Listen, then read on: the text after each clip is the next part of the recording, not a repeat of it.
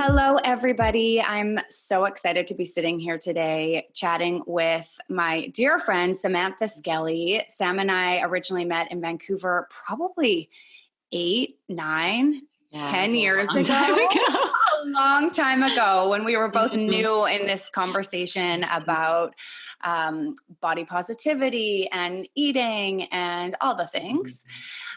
Sam is the CEO and founder of two incredible companies, Hungry for Happiness and Pause Breathwork. She is an author, a speaker, and she has helped thousands of women transform their relationship with food. I'm so excited to have you here today to share a little piece of your story and some of the things that you've learned along the way that might help other women in their own journey. Absolutely. Thank you so much for having me here. I have this like clear memory of you and I filming this like a Raw Beauty Talks video. And like, I remember that just being like such a special little moment. So it's been cool. Yes. It's been cool to like see you on your journey and yeah. So. Oh my God, I forgot about that. That was our I Am Enough campaign that we did with Nicole Bridger. And we had all of you stand in front of a mirror and talk about the things that you saw when you looked in the mirror. And it was it was so touching to see beautiful. All of you open up like that in front of us. There were tears. There was like aha moments. It was really cool. It's really cool. I actually watched it like not so long ago on YouTube. Oh, did you? I didn't even know it was on there. We're going to have to link to it in the show notes so people can go back and see what it was. Oh, so beautiful. Funny, the beginning. So, I mean, so much of what you do is born from your own pain and born from a place of hardship. I can only imagine. I won't put words in your mouth, but I would love it if you could start off by just telling us a little bit about your journey and your personal story, because, you know, looking at you today and flipping through your social accounts, you are this confident, vibrant CEO, boss woman, you know, like beautiful, sexy photos on the beach and just owning and standing in her power. So has that always been the case for you? Absolutely not. So yeah, I grew up as a dancer and an actress. So from a very young age, I was either on a stage or in front of the camera. And I always had this deep feeling of not enoughness. And so my way of dealing with my not enoughness at a young age was just like overperforming, you know, like I found my worth in the things that I did and not who I was as a young kid. And because I was constantly validated for the things that I did, I just kept doing them. Right. So it was like this vicious cycle. And when I was a young girl, I remember this one memory of being in the bathtub around 12 years old. And I've always loved like alone time. I still do so much. Me too. Yeah. My boyfriend and I are like, when we move in together, we're going to have separate rooms. I would kill for that right now in the middle of self-isolation with a family of 4. Oh my God. Yeah. No, absolutely. Obviously adore them, but still alone time is vital for some of us. It so is. So I have this like vivid memory of being in the bath at 12 years old. And I can remember like my belly that was like sort of protruding over the water. And I remember this moment of like, I'm not good enough. This is not acceptable. And I was at such a young age. And so I always had really intense body image issues growing up.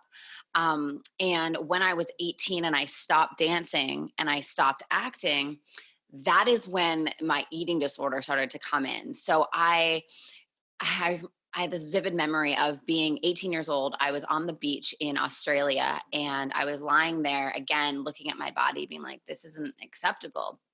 And which is crazy to look back and think about that because I'm literally the exact same size I am now. And now I'm like, oh my God, I love my body. It's the greatest thing ever. But back then I had this like filter of distortion and this filter of just negativity and seeing things completely different, like body dysmorphia out the wazoo. It's crazy to even think about that. So I remember the first diet I ever went on was the cabbage soup diet, which is a diet that I saw my mom do it, you know, like, I'm like, oh yeah, Mom, remember that. Yeah. Yes. Yeah. Like, oh yeah, just eat like crap loads of cabbage and like hope for the best. So I did that.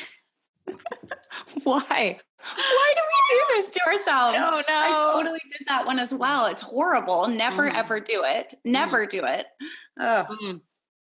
Yeah, it was absolutely horrible. So that actually led me to, that was like that was the first diet of this phase of my life that I called the diet depression, where I was on over 50 diets in less than 4 years and just like could not eat like a normal person to save my life. And so that day I bought crap loads of cabbage. I started eating cabbage soup for like weeks and weeks and weeks on end and ended up in the hospital. And the doctors were like, what happened? And my boyfriend at the time was like, I don't know. She just like, this is all she eats. And the doctors were like, well, like you need to eat more than this. And it like that moment in the hospital wasn't enough for me to be like, oh yeah, that makes sense. I should probably do that. I just kept trying other things. I'm like, oh, well, okay, well, I won't do the cabbage soup diet. Then I'll do like this other thing. And it just perpetuated into this cycle of like never feeling like I had a grasp on food, dieting, overeating, starting on a Monday. And then by a Wednesday I was binging. And meanwhile, I was a personal trainer. So meanwhile, I was so committed to like trying to help people, but I felt completely out of integrity because I wasn't helping myself at all. So I can remember at this time, so fast forward 4 years, I was living in England and dating this same boy. I actually moved there for him. He was British. And I just remember being in like such a battle with food to the point where I would wake up and the first thought in my mind was, I just can't wait to go to bed. And not because I didn't want to live, but I didn't want to deal with the thoughts in my mind over and over and over again. It was just like so relentless. It was exhausting. And in addition to the thoughts in my mind, I was on and off the scale 100 times a day. And just like, if I didn't exercise for 2 hours, then there was just so much of that. And so I remember like praying, and this was at a time in my life where like prayer was just like not a thing in my life. It was when I was younger and it is now, but during that time it just wasn't. And I'm like, God, like, please like help me with this. I need, like, give me a sign, give me anything. Like I'm willing to do what it takes. Yeah. And the next day I looked in the mail and I got a letter that I was being deported from England. I'm like, oh, wow, dang, that was fast. A sign. Here it is. Get your ass home. Exactly. Yeah. I overstayed my initial visa and I was in the process of applying for another visa, but that visa got denied. So anyway, that was my sign of like, all right, you have 30 days to get your Canadian butt out of this country. Wow. So I gave notice on my place. My boyfriend and I had broken up by this time and I just like went back to Canada. And I can remember being on the, flying back home and thinking to myself, I am so prepared to leave all of this struggle behind me in England, and like start like a new life in Vancouver and Canada. So I did. And I say I did, it was like the rockiest road ever, but I was so committed to that. So the next day, Erin, I like literally Googled life coach Vancouver. And this guy came up named Ray Williams, who still lives there. He's actually still one of my mentors to this day. And him and I just started working together. And I would go to his house in Cole Harbor every single Wednesday at 3:00. And we would just talk and work on things. And, I was so committed to putting bandaids on bullet wounds and trying to fix my eating disorder through dieting and over-exercising and, all of that. And then Ray was like, this is an inside job. And I'm like, what? Okay.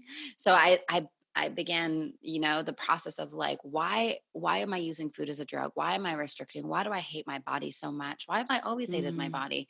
Where did this all come from? And really getting to the core. And so that was the beginning of this healing journey that, I consider myself to still be on. And I think healing is a lifelong journey.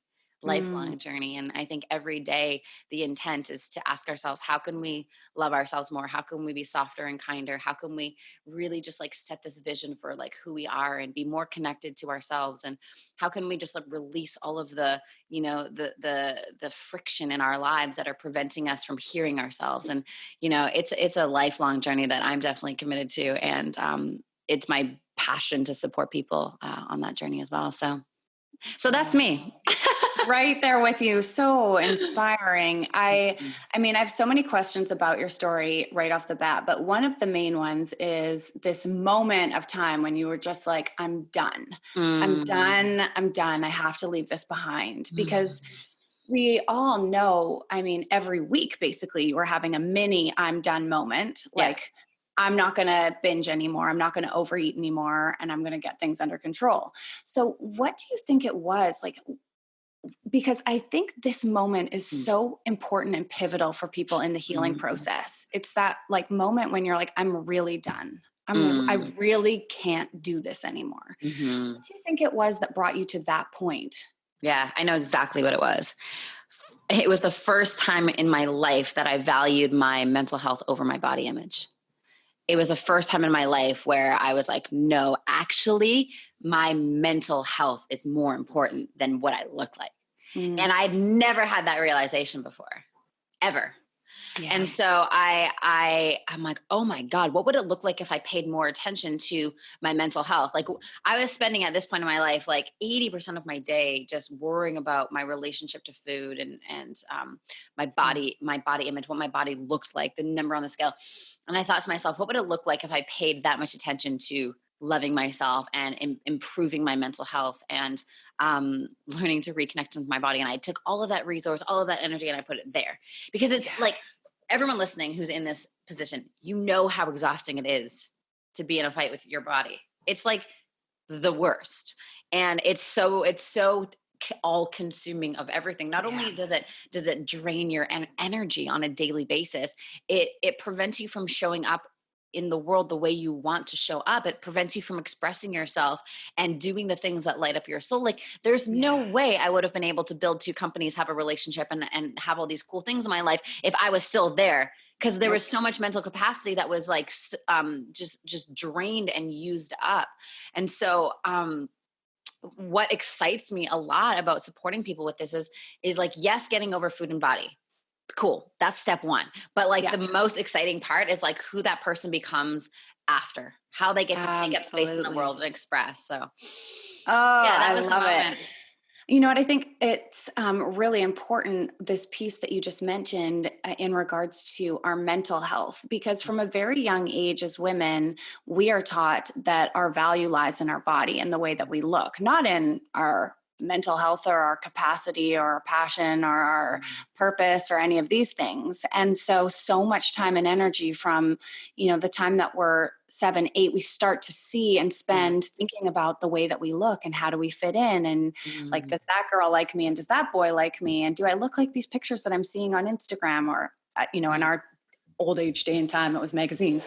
But, it was like, Cosmo. it would, like, if only there was more time and energy being spent with these young kids on developing their unique qualities and traits, which is why I've invested so much time and energy into this Free to Be program, which helps kids to do that. So with you, in your specific journey, you mentioned a little bit of like overeating and restricting. What did that actually look like for you? Because I think that this is an area where women carry so much shame and feel like, I'm the only one. I'm the only one who does this. And Mm. so I'm curious to know what that looked like for you. I've obviously shared my own experience, but Yeah. Yeah. That for me looked like this. It was this relentless obsession with trying to find the one thing that was going to work. Right. So like researching and figuring out and like looking at all these diets and reading reviews of diets and like, okay, this is the one that's going to be the thing, and like getting so hopeful that I Mhm. found the thing that was going to work. And then me doing it and being like, this is so crazy. This is so hard. Like, why am I doing this? I feel awful. I'm distancing myself from my friends. I'm distancing Mhm. myself from my partner, my boyfriend at the time. I am not wanting to call home and hang out with my parents because I don't want them to actually know how I'm doing. And so it was this battle of like, my girlfriends would be like, hey, let's go for dinner tonight. And I'd be like, nope, I'm not going to. Cause if I don't trust myself to not overeat. And then or like, I don't want you to know that like I'm on this like crazy friggin' restrictive diet and I actually can't have anything at that restaurant except for a glass of water. So it was this like time in my life where I was just like socially isolated and, which is so crazy because now I'm like the biggest social butterfly. Like Eric, my boyfriend's always been like, come back down to earth. Like you're always wanting to do everything. And so it was going so against my nature.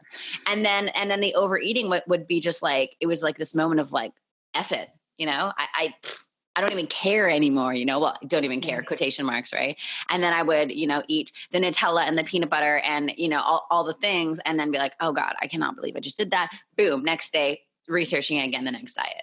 Yeah. And so I can remember at the time I was reading a book called Woman, Food, and God by Janine Roth. And it's such a full circle moment because she's now one of my like dear friends. And I can remember reading her words and being like, oh my God, yes, she gets me. And at that point in time, I was like, this is the only like, it's me. And then it's this other woman who lives in California that are going through this. Right. And I, as I was reading her book, I was like, oh my God, this is me. And so like, I became like a super fan of hers. But it's like for everyone listening, it's like, you're so not alone. And I think the conversation around this of, this whole topic, the conversation of this whole topic is something that we don't like. Women love to talk about how they hate their bodies, but we don't actually get into like the details of like what it actually looks like. And last week I was on I ran a webinar for like about 1,000 women who struggle with this particular issue. And I was sort of just reading the comments after it was done. And the comments were like, oh my God, I cannot believe that this many people struggle with this. I cannot believe I'm not alone. I cannot believe this. And so I think one of the greatest things to get over this is community, the felt sense of like community being held. I look at my life and some of the things that like I want growth in, which it pertains to like business right now. And so I surround myself with people who are in that same place as I am, right? Looking to go to the next level. And so we can talk about our challenges. And I'm like, oh my God, you also want to pull your hair out because of like hiring and firing. Okay, cool. Yeah, me too. Right. And like, hiring like a coach to like really tell me like, okay, do this. So I'm not fluttering around. And I think it's just like, we just need the clarity to know, okay, here's the path. I'm going to set a vision for like what's possible for myself when food is no longer an issue and just really allowing our body to create that. Can you share some of your greatest tools that you would say, or sort of principles around the Hungry for Happiness method that have supported you personally and also these incredible women that you've worked with in finding some freedom from food? Yeah. So I'll start that with a short story.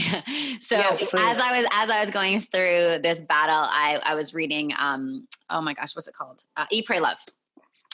And I think the pray part of that, or with the love, I can't remember. But anyways, the love part was like this woman goes to Bali. She finds herself. She's whatever. And so I was reading that thinking to myself, oh, that's a good idea. I'm going to do that. And so I'd flown back from England, started working with Ray. And I told Ray, hey, I'm going to go to Bali and I'm going to try this, holistic approach to healing. And he was like, that sounds perfect. That's super in alignment with what we're doing. And I'm like, great. So I went to Bali, rereading the book on the way to Bali. And she talks about like meditation and la, la, la. And at the time I was like, so not into meditation at all, which is like surprises people today. Cause that's what I do pretty much all day long. So I get to Bali and I grab my scooter and I go to this meditation class, which actually was like canceled or I was late or something. And I ended up not going to the meditation class, but the class that was on at the time that I showed up was a breathwork class. And I'm like, what the heck is a breathwork class? Like just breathing in and out. Like, what is this all about? I'm confused. And so I was like, you know what? I'm just going to do it anyway. I get to the class and it was like a 3-hour class. I'm like, what the heck? And so I get in there and everyone's like lying down and it looks like an adult sleepover. Everyone's like lying down with pillows and blankets. I'm like, what's going on right now? So I go there and I just like kind of go into like the back corner and just like lie down. And this man teaches this breath pattern. And within a few moments of me feeling this breath, I'm like, whoa, I feel electric. I feel tingly. I feel sensations in my body that I've never felt before. I did this breath pattern for 3 hours, which literally felt like 10 minutes. It felt like 10 minutes Wow. because time just collapses. And I was able to get into my body, feel my body. And yeah, this was at a time where I felt either anxiety or numbness. And in this class, Yeah. I felt everything. And so I just began to be so obsessed with breath work and doing it all the time and incorporating it into my practices. And then I started using it with my clients. I was like, hey, like try this when you're about to binge. Try this when you feel like at the top of your body hatred. Just try this then. And my clients were like, oh my God, Sam, this is so insane. This is so crazy. Like I've never experienced anything like this. And I'm like, yes, we're onto something. So then I just kept incorporating breathwork into everything that I did. And then now at Hungry for Happiness, we teach breathwork a lot in, our programs, the Food Freedom Journey. It's a huge part of how we help people. And then 2 years ago, I started Pause Breathwork, which is just focus on breathwork. That's it. We don't do any of the food and body stuff. And it's just amazing. It's amazing. It helps. Breathwork helps with addiction. It helps with all sorts of things. So breathwork is one of so I'd say I'm going to give you guys 3 tools. Breathwork is definitely like one of the best, most powerful tools in supporting people who struggle with food and their body. The second thing is so often we have no idea of the vision that we want to create with our body and how we feel. And so the second tool is a tool called futurecasting, which is really getting so clear on what do I feel like when I am not in this struggle anymore? What does life look like? How do I show up as a mother? How do I show up as a wife? How do I show up as a sister or a daughter? How can I truly create this version of myself that does not struggle with food? And what does that actually look like? And so future casting is split up into 3 parts. First is like the intention of like, what's my intention? What do I actually want? And really follow your desire, like really track in your body, like that feeling of desire. Where does my desire lead me to? What is it that I actually want? And really giving ourselves permission to like allow ourselves to have that thing. The second thing is visually. What does it look like? Where are you? Where do you live? What does your body look like? What does your body look like? What is it like? Look at all the little things. What are you wearing? Who are you with? What is the actual visual representation of that vision? And then what do you feel like? Like, how do you actually feel in your body? And that third one is the most important thing. So often we just have this idea of like, I just want to lose weight. Okay. Or like, I just want to blah, blah, blah. And I'm like, okay, why? Like everything we do in life is because we want a feeling. So what if we were to allow our systems to feel that felt sense of freedom or peace or contentment or whatever it is? And I think what's really important to note here is I really believe that every single woman on the planet gets to be in the body that she desires and loves. And that looks different for every single person, every single person. And so it's really about being intentional about what is it that you desire? What is it that you want? And knowing that you get to have that. You get to have whatever you desire and whatever you want, but we got to do it from a place of love. We got to do it from a place of like being so self-honoring. And then, so the first one is breathwork. The second one is, yes. Can I ask, I have 2 questions before we go into the third one. So the first one is this. Sometimes people are born into a body and based on what we see in society, like I will never have a Kim K body. I mean, I don't even know if Kim K's body is real, but like I will never have, I have tiny A boobs and I have like twig arms and my body just won't have those curves. So as much as I could desire that. So how do you bridge that gap with the people that you're working with of accepting what they've been given to work with, but also, being able to have what they desire in their body? Desire comes from feeling, not ego. Right. So we have to, so often if we're really, really real with ourselves, the desire of how we want to be in our bodies is very different than what our ego tells us, because our ego and our mind is conditioned by society. So maybe when you first hear that, you're going to be like, oh yeah, I want to look like a Victoria's Secret model, but you actually don't.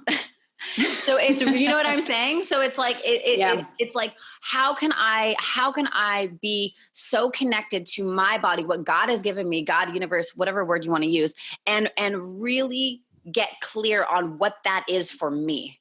Yeah. really case by case.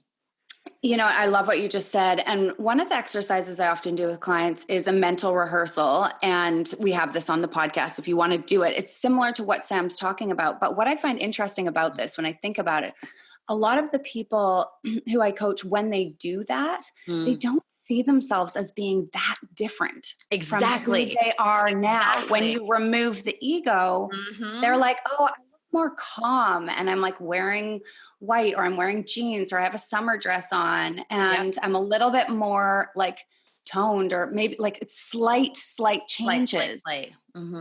It's so interesting. It's so interesting. And we have to ask the question from our bodies. Like I literally ask my body, what do you like, how do you want to be? Cause you know more than I do. And I think always assuming that your body knows more than you do, and like really like opening up the dialogue. And this leads into my third point, but like really opening up the dialogue and asking ourselves, like, how do you want to move today? This has been a huge thing for me. Is I struggled a lot with like food addiction, exercise addiction, work addiction, the whole thing. Right. And so when I was in the phase of exercise addiction, I did not consult my body or have any dialogue on how my body wanted to move. It was always like, what is my ego deciding today that my body wants? And so the third big piece of this is we gotta feel in order to heal. We can't put bandaids on bullet wounds when it comes to disordered eating and body image issues. We actually got to be in our body.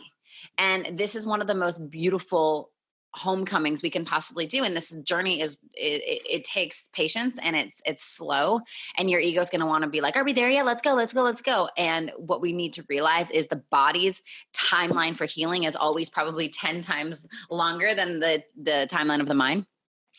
And so it's really about increasing the capacity to feel, because when we increase our capacity to feel, especially feeling pain, that's where that's where so many of the lessons are. Not all the lessons, but that's where a lot of the lessons are, is in that pain, in that anxiety, and just really being mindful of the difference between pain and suffering. Right? Suffering is being attached to a story. Suffering is the victim mentality. Pain is just being in that experience of like, wow, I don't feel good enough. I don't feel worthy. I don't feel this. I don't feel that. And then asking ourselves, how can I love you more? What do you most need from me? So when I wake up, like today, I'm like, okay, how does my body want to move today? And I'm like, oh, I really just want to go for like a nice long walk. I don't want to do any resistance. I don't want to do any lifting. Like that doesn't feel good. Yesterday was a completely different story, And as women, we're going through different cycles all the time. And there's times even in our like menstrual cycle where it's like, we just don't want to lift. Like, it's just not good for us to like lift heavy and just go hard. It's sometimes way more beneficial for us to have a softer workout. So really increasing our capacity to feel so that we can have more of a dialogue with our body, and our body can begin to tell us the intelligence that is just so infinite and abundant. So beautiful. I love all three of those so much. They're all such great tools for people to use. I know one thing that I hear commonly is, if I start to listen to my body, my body will tell me that it just wants to sit on the couch and eat chips all day. And there's so much fear around learning to trust the body again. But what I've found, and I'm curious to know if you found the same thing, and same thing with your clients, is that when we truly tune into our body, which is meant to move and be nourished, our body won't just want to sit on the couch and eat chips all day. Yeah, exactly. You'll have days where you actually crave the run, or lifting weights for you, or Pilates, or yoga, and it might not be every day, and that's okay too. Yeah. That's so. When we start this work, okay, hang on, let me try and explain this really clearly.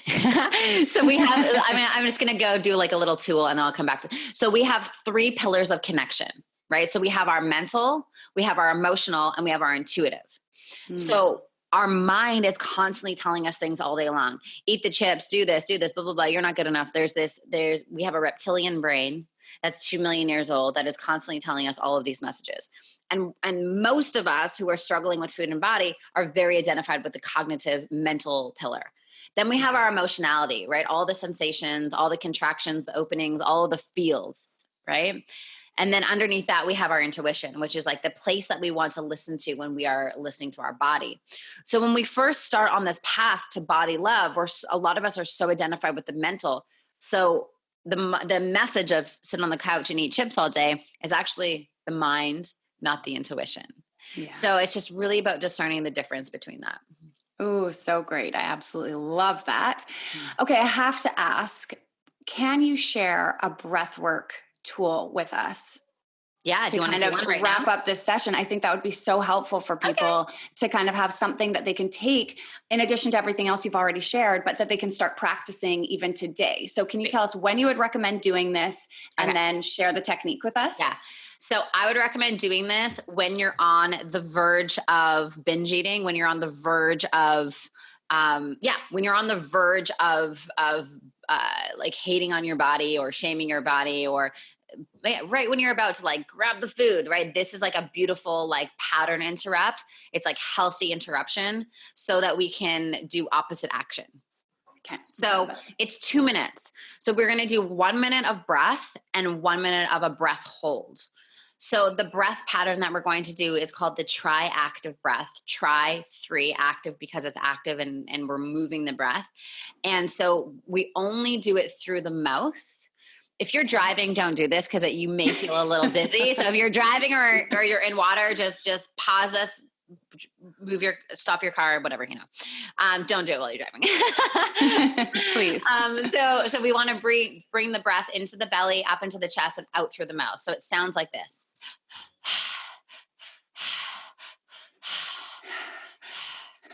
Yeah. Okay.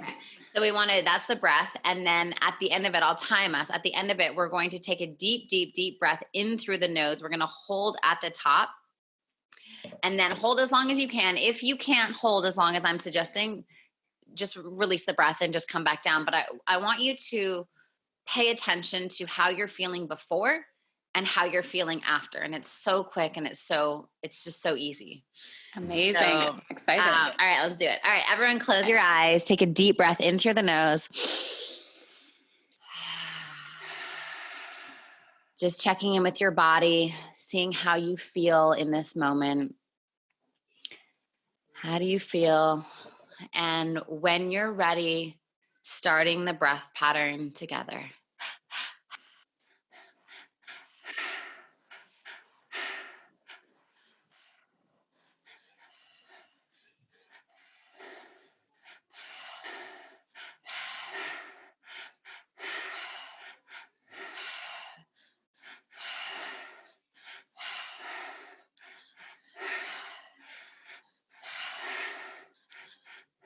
That's it. Keep the breath moving. Keep it circulating.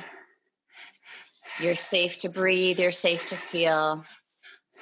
Moving the energy in the body. That's it. Beautiful. Nice and deep.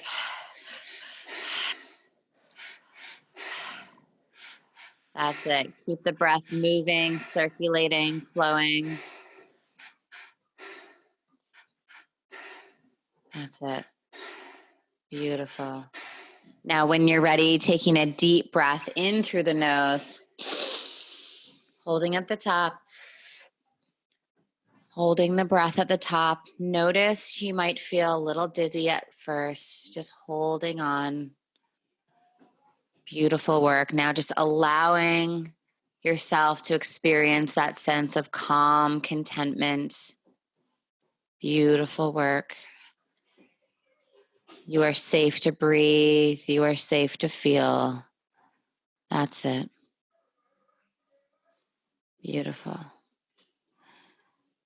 And if you feel called to release the breath, you can. If you'd like to hold on for a little longer, you can do that as well. And now when you're ready, releasing the breath, coming back into your body. Just experiencing the sensations, the vibrations of your body. That's it. Beautiful. And now opening up your eyes, coming back into the space. Do you feel a shift? Oh, yeah. That was amazing. I just feel like more in my body, more grounded and calm. And yeah. Wow, It's thank you. There's a lot of us who have struggled with food and body are very, it's called the leaving pattern. And so basically we just want to like leave our bodies, get out of my body. Mm-hmm. And so breath work is a really powerful tool to help us be in our bodies, become more embodied, really feel deeply into our system. So beautiful. Sam, thank you so much for joining us today. Where can people find you for more information and to follow along on your journey, all the things? So I'm very active on Instagram, just at Samantha Skelly, my first and last name. Hungry for Happiness is where you're going to find all the food and body conversation. And then pausebreathwork.com is where all the breathwork magic is. So, but my Instagram is sort of where I share all of it. It's your hub. It's your hub. Head on over to at Samantha Skelly on Instagram. We'll make sure that we share everything, all the links, all the things in the show notes. Thank you again for joining us. If you found that this episode was helpful, if there are any aha moments, any tips that you know will support you, if you could take a moment to leave a review or to share it with somebody that you love, that is my only request. It really helps us to get Sam's beautiful message out there into the world and allows us to help so many more women who are on this journey as well. Have a beautiful day, everyone. We'll see you next week.